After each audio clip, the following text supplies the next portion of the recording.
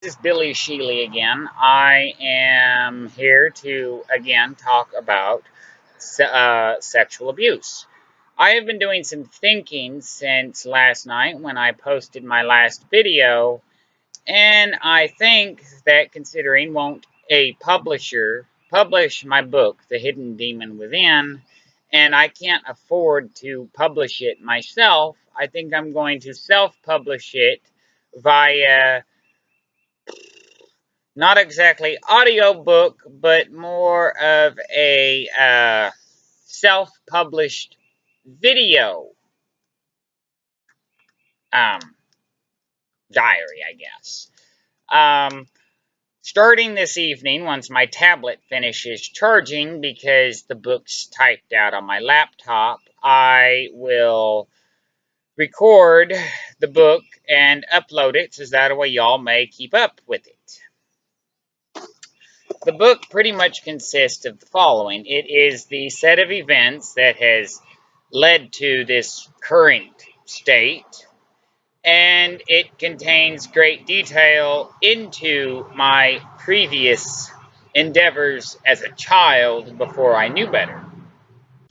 And it explains of how the behavioral changes occurred as I grew and understood what was happening.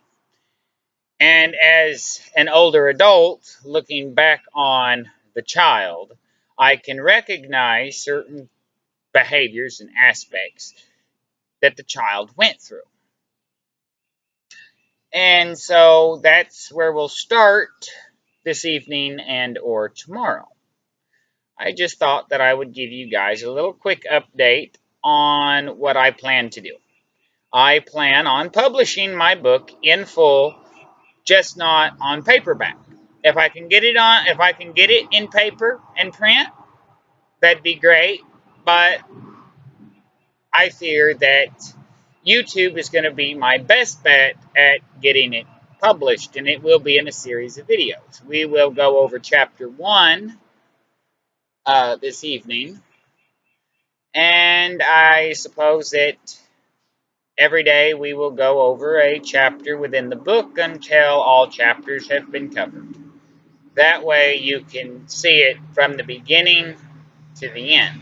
I'm also thinking of starting a sequel to The Hidden Demon Within. I'm thinking that I will title it, it's either Exposing the Demon or it will be Exorcism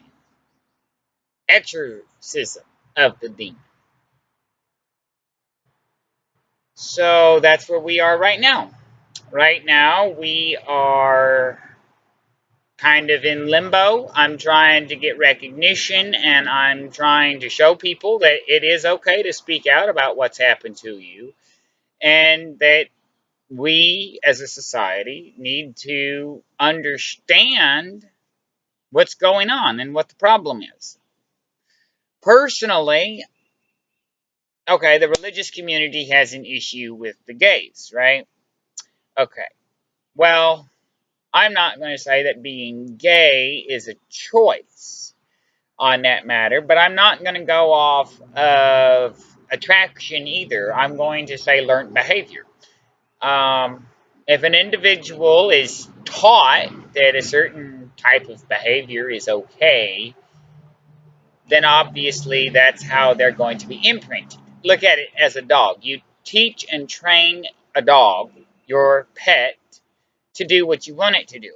And in a sense, you're training children to grow into a specific mold when you do this to children. And then, of course, children show other children or try to teach other children, reenact certain behaviors from the abuse that they're encountering. And psychologically, it's the only thing that they can communicate with. It's the only thing that they have in common. And therefore, due to the psychological damages caused by the abuse, they find it very difficult to ingrain themselves in what's classified as a normal society. My Uncle Bobby, for instance, the one I told you that was gay. Well, as I said, he was molested by his sister's boyfriend at a very early age. And it messes people up. It really does. He's had 2 wives, 3 wives. He has 5 kids, I believe. So it's not that he's gay. We know that he can get it up, if you will, for a woman. It's just that that's the lifestyle he was pushed towards. Women could not understand the damage that was done to him. He never told his wives about the damage or why he had to do what he did, whatever that might be. They could not understand due to lack of communication. And therefore, the women just pushed him away and he reverted back to his childhood. In which case, he did find himself a good boyfriend. His name is Joseph.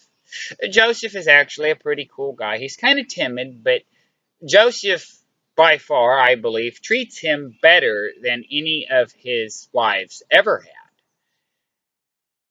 And so that just goes in with the current set of events. This is one reason why we need to discuss it. I'm not saying that there is an issue with being gay. I am in full support of LGBTQ. However, we need to communicate with each other. If people do not communicate with each other, then you will not understand why an individual is the way they are. I mean, that's just the way it is. How are we to get better if we don't tell the doctor what's wrong with us, right? If we don't go to a doctor and we don't get the issue resolved, then of course you're not going to get better. I mean, if you come down with severe pneumonia, you don't go to the hospital, obviously you're going to die from an infection, right? Well, it's the same concept. You know, if you have an issue that's going on and you don't get it checked out to see if it's cancer, then of course it will kill you. It's not really no different. Psychology within psychiatry, right? Mental health is just as important as your physical health. And a very important part of mental health is communication. Spouses need to be able to communicate with each other. Humans in general need to be able to communicate with each other. Parents and children should also be able to communicate with each other. You know, you shouldn't have to have a fear over communication. It's the stigma of being shamed over what's happened to us that makes us not speak to people about it. We can't work through issues unless we know what the issues are.